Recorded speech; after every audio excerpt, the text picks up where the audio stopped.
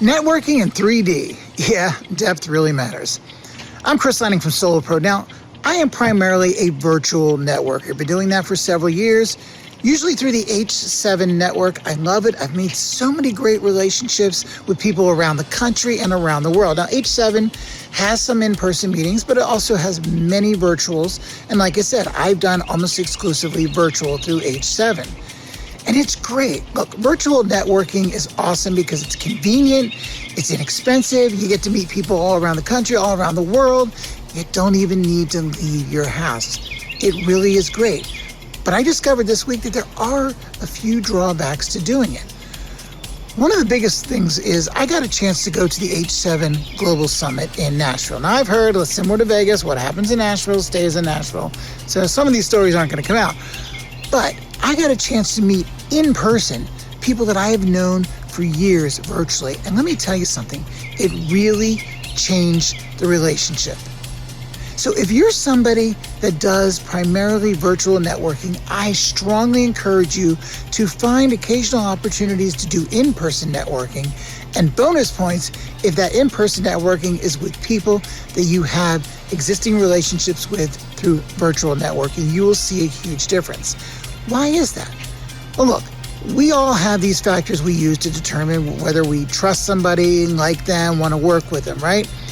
And some of those are, very apparent, the way they can present themselves, how they talk, what they want to do for you and offer to you, things like that.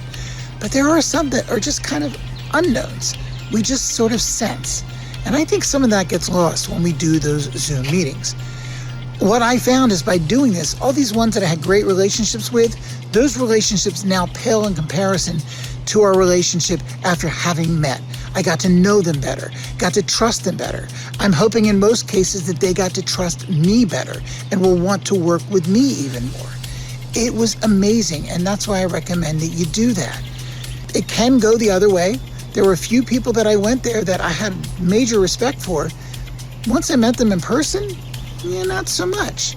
So you want to make sure you're not that person. You're not the person that once people meet, they're like, yeah, he's not what I thought. Not going to happen. You want people to walk away feeling like that you are just even more amazing than they might have thought you were already. Or maybe they didn't have a big opinion of you, and now they do. Look, again, if you are a virtual networker, find that opportunity occasionally to do the in-person networking, get out there and meet these people, because trust me, it's well worth it. Now look, if you're trying to find time in your day, head over to GoSoloPro.com and check out my casual conversations.